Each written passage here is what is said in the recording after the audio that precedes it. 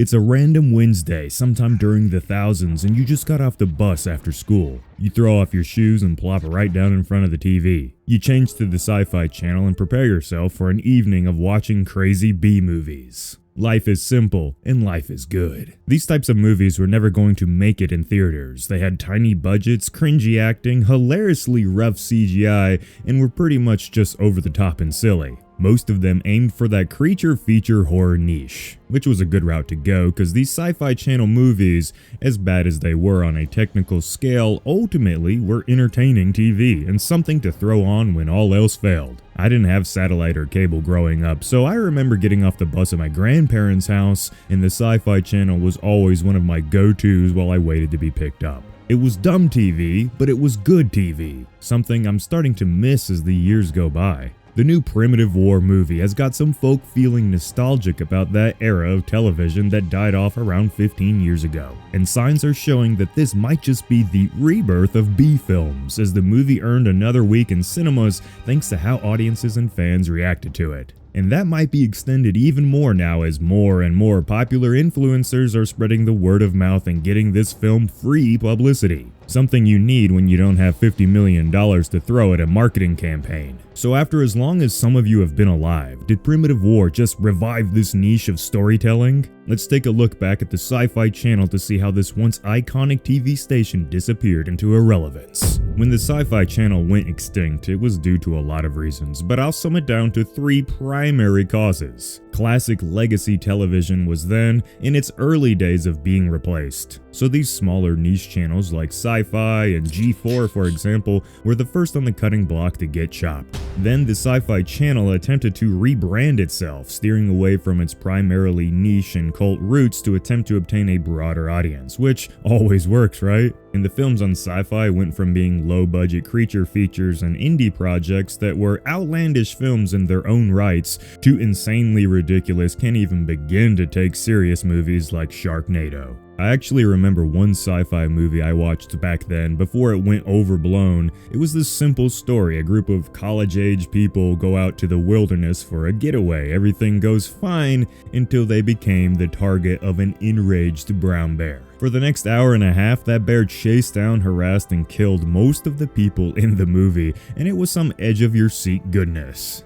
Fast forward around 15 years or so later, right on the heels of Cocaine Bear and Godzilla -1, Primitive War is probably the closest we have gotten to those nostalgic Sci-Fi channel days, outside of the occasional hit on one of the streaming platforms. And don't get this all twisted now, Primitive War is vastly superior to those straight-to-TV movies made 20 years ago on the Sci-Fi channel. And I don't want this comparison to be taken as a negative or anything like that. But let's be real, spoilers if you haven't seen Primitive War so far. When you throw dinosaurs, the Vietnam War, and crazy scientists making machines capable of creating wormholes that rip through time and space, you have the recipe for the epitome of one of those old Sci-Fi channel movies. I'm fairly certain there were at least 3 dinosaur sci-fi B films back then on the Sci-Fi channel that followed a similar idea actually, but they never really did it as well as Primitive War did, and they didn't make it an era film. Using the Vietnam War as its setting was just a great idea. And this is at least part of the reason why Primitive War is doing something huge and forcing attention back to these types of B-movies. If you look at the entertainment world right now and how everyone's perceiving it, it's the perfect timing for a movie like Primitive War. I'm not sure if you've noticed, but the entire entertainment industry as a whole is seemingly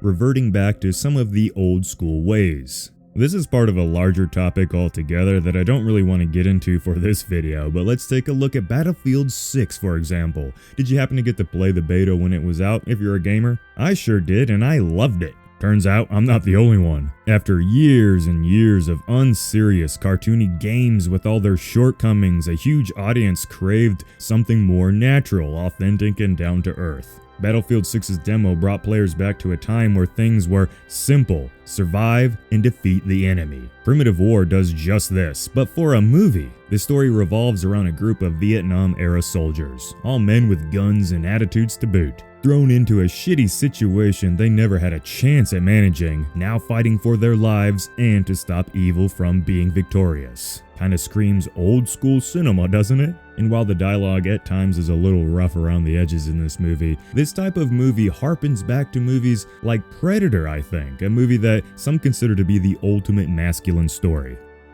I'm not sure when was the last time we got a story like this that wasn't a pure war story like Fury or 1917. So in an industry that has turned its back on movies like Primitive War over the last decade and a half, this movie is thriving. Turns out the broader audience that these execs crave is the one they all kept trying to leave behind in the first place. The ones these type of movies are kinda made for. A lot of people crave this type of storytelling no matter the media. That alone is enough to warrant interest, but Primitive War has another thing going for it: genre weakness and Jurassic World fatigue. In recent memory, there really hasn't been any dinosaur stories made. In the very rare time one does make it through production, it usually earns a poor reputation.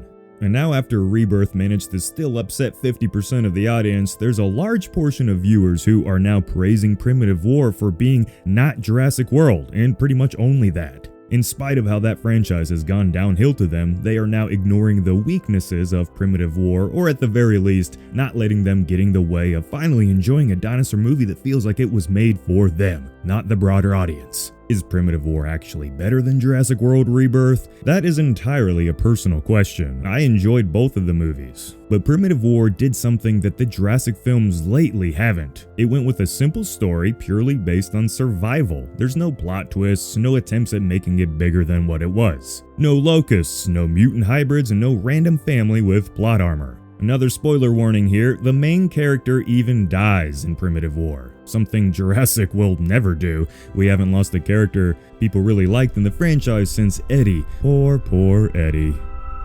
So a desire to see entertainment go back to some of its old school formulas, mixed with stagnant dinosaur and military genres of movies, is really why Primitive War is proving that more stories like this need to be made again. Especially if we can get a movie this good that was made for as cheap as it was, which is another huge success of Primitive War. The movie proves not all action blockbusters need to cost hundreds of millions of dollars. And just like how these smaller, cheaper B films thrived in the thousands alongside massive blockbusters at that time, Primitive War is showing that not all movies need these bloated production numbers to be made. And this is only the beginning for Primitive War. This movie's doing as well as it has mostly down to word of mouth only. Now that it's proving that it can hang in theaters with the big time movies, the next step is getting it to release to more countries across the globe. Then I really do think it has to be released on a streaming platform somewhere. I can just see Primitive War on Netflix being a huge win. I just can't find a way how it doesn't end up blowing up to the #1 movie on that platform if it's placed there. It's the perfect lazy day Netflix movie to watch at home, and whatever it makes in the box office will probably be pocket change to its future streaming revenue if I had to make a guess. These movies are just perfect to watch in the comfort of your own home. But the fact that this movie was available in theaters in the first place is just huge. Just like Godzilla -1, Primitive War is putting pressure on the industry to change and regain a bit of balance across the board. Thanks to stories like Primitive War, we might see more games, movies, books, and all sorts of entertainment take similar paths. Dinosaurs, military, heck yeah. Maybe, just maybe, this is the beginning of more and more content like this for us to consume, and I'm all for it. And if you're all for it, make sure to subscribe to the channel because we got a lot of fun stuff like this to talk about. More Primitive War, more Godzilla, more dinosaurs, you know how it works. I hope you enjoyed this video and had a good time. Give the video a like if you think I earned it. As always everyone, this has been Jacob, and I will see you guys in the next one. Thanks for all the happy birthday wishes.